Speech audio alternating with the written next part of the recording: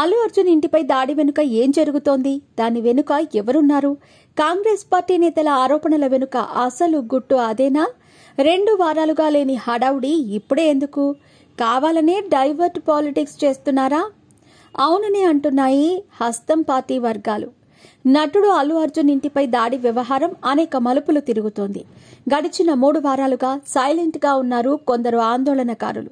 ఉన్నట్లుండి దాడికి పాల్పడటం వెనుక ఎవరైనా ఉన్నారా అనే దానిపై కూపీలాగే పనిలో పడ్డారు పోలీసులు. సీసీటీవీ ఫుటేజ్ ని సేకరించారు. దాని ఆధారంగా దాడికి పాల్పడిన వారిని గుర్తించే పనిలో పడ్డారట పోలీసులు. హీరో ఇంటిపై దాడి చేసింది బీఆర్ఎస్ కార్యకర్తలేననే ఆరోపణలు చేస్తోంది కాంగ్రెస్ పార్టీ. బీఆర్ఎస్ కార్యకర్తలను కేటీఆర్ ఉసిగొలిపి కుట్ర చేస్తున్నారని విమర్శలు గుప్పించారు నేతలు.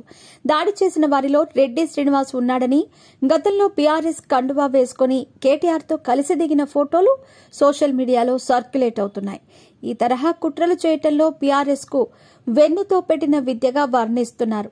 అంతెందుకు, లగచర్ల ఘటనలో ఏకంగా రైతులను రెచ్చగొట్టి కలెక్టర్పై దాడి చేసిన విషయాన్ని గుర్తు చేసుకున్నారు కొందరు నేతలు. ఏదో విధంగా రేవంత్ సర్కార్ను బద్నాం చేసే విధంగా కుట్ర జరుగుతోందని అంటున్నారు.